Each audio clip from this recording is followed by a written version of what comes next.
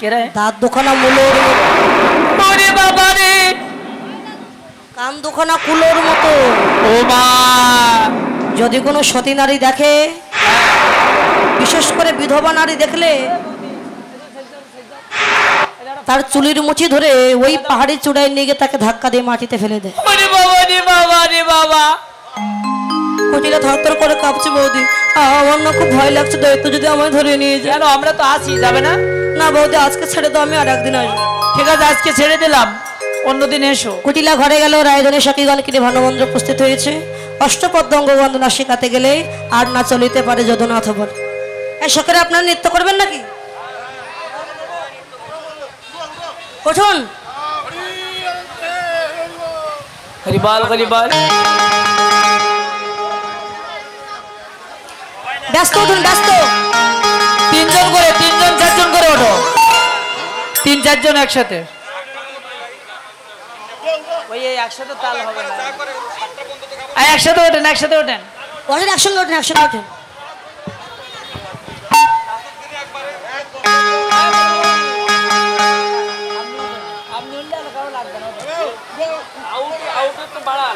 উঠুন উঠুন উঠুন।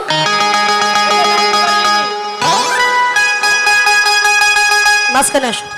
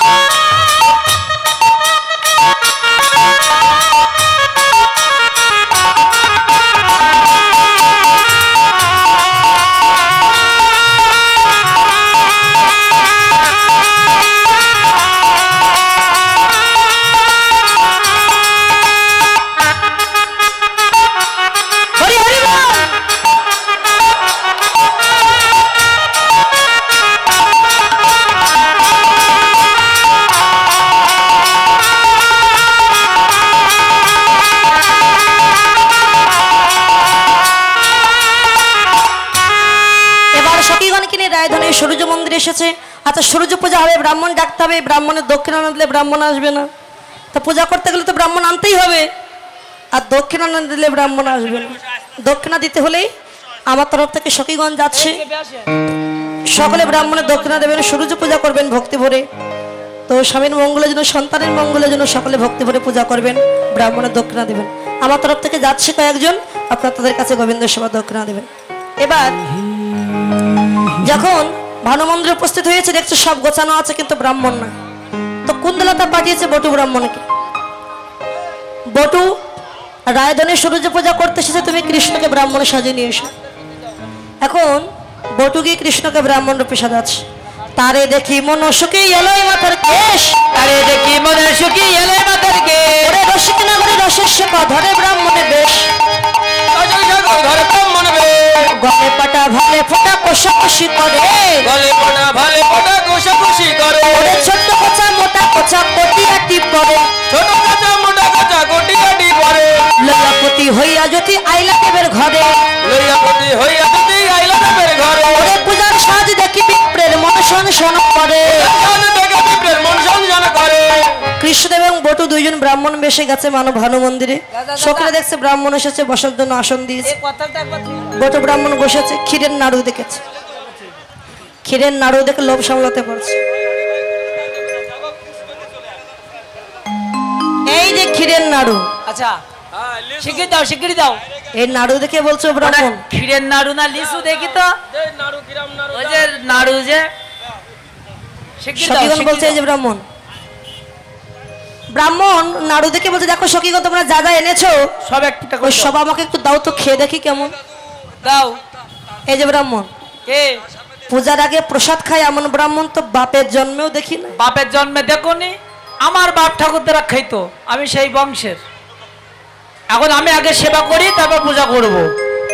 যে ব্রাহ্মণ পূজার আগে প্রসাদ খায় সে ব্রাহ্মণ দিয়ে আমরা পূজা করবো না। আমার দরকার নেই, আমি চলে যাচ্ছি, অন্য ব্রাহ্মণ দেখো। শখের দেখছে এই ব্রাহ্মণ যদি পূজা না করে তাহলে কি হবে উপায়? ললিতা বলছে রাধা উপায় একটা আছে। কিরে উপায় কি? একটা নাড়ু নিয়েছে, হ্যাঁ। নাড়ুর ভিতরে সিদ্ধি মিশিয়ে দিয়েছে। সিদ্ধি? সিদ্ধি মানে তো লিচু। সিদ্ধি মানে কি মা? লিচু লিচু গাজা। বটু তো জানে না সিদ্ধি মাখানো নাড়ু যায় না। বটু ব্রাহ্মণকে সেবা দিয়েছে, বটু ব্রাহ্মণ সেবা করে একবার মাথা ঘোরাচ্ছে। ওরে এই বাবা, উঠুন, শখেরা নৃত্য করুন, উঠুন।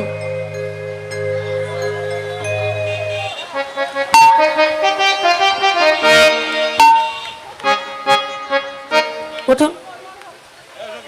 অস্ত্রে জানি বিনোদিনী মদক দিল করে, জানি বিনোদিনী মাদক দিল করে, মদক খেয়ে বটু আখি ঢুলো ঢুলো করে, আবার মদক খেয়ে বটু রাখি ঢুলু ঢুলু করে, বটুর আখি ঢুলো ঢুলো করে, কি ঢুলু ঢুলু করে, মুখে কথা কইতে লারি আকি ঢুলু ঢুলু করে, লারি আকি ঢুলু ঢুলু করে। বটু ব্রাহ্মণ মাথা ঘুরে পড়ে গেছে। শখেরা বলছে রাধে এই মন্দির আর কেউ নাই, কৃষ্ণ ব্রাহ্মণ বেশে এসেছে সূর্য পূজা করবার জন্য। আমরা বিচিত্র ঝুলন নির্মাণ করে রাধা গোবিন্দকে ঝুলন দেব। শখেরা সবাই নৃত্য করবেন, সকলে উলুধ্বনি হরিধ্বনি দেবেন।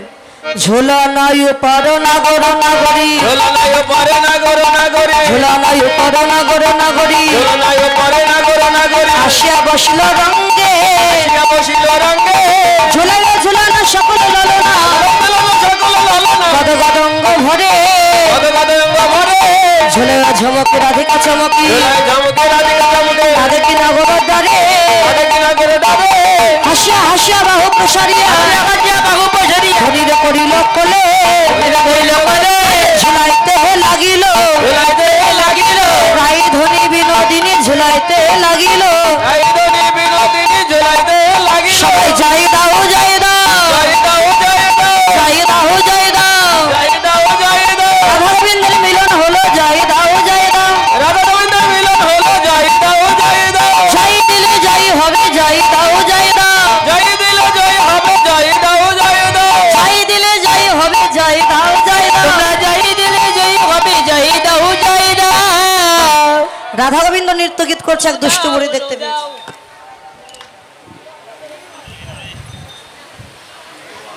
দুষ্ট বুড়ি কি জটিলাকে খবর দিয়েছে, এই জটিলে, চলে যাচ্ছে, জটিল হাতে চলে যাচ্ছে। এই কুটিলে, এই যে এই যে, তোদের বউ কোথায় গেছে রে? কার? আমার বউ? তোর বউ নয়, তোর বৌমা।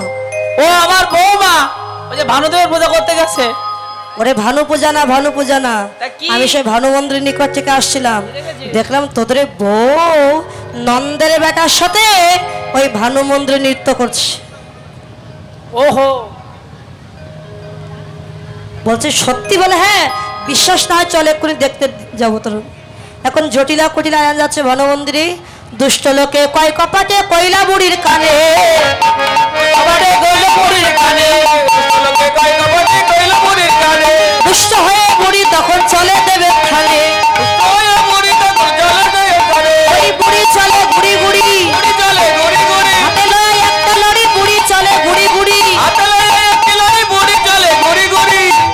দুষ্টুবড়ি যাচ্ছে গুড়ি গুড়ি।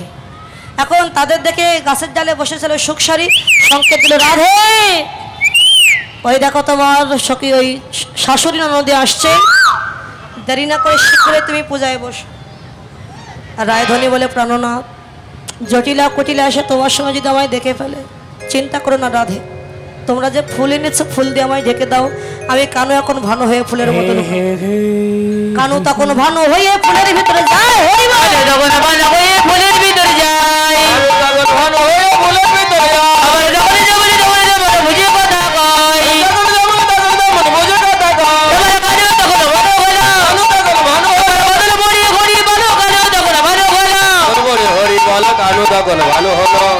কৃষ্ণ ভানু হয়ে ফুলের মধ্যে লুকিয়েছে।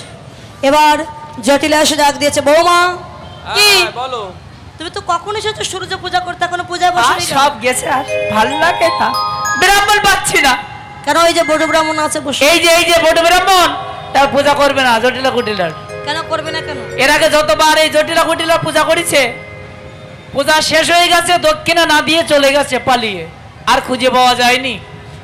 এজন্য বিশ্বাস নেই, আগে দক্ষিণা দিতে হবে তারপর পূজা করব। জটিলা বলছে, বাবা বটু তুই পূজা করে দে, তোকে আমি 5,000 টাকা দেব। 5,000 টাকায় কি এখন কিছু হয়? আরো বেশি দিতে হবে। কত দিতে হবে? তা 5,999 টাকা।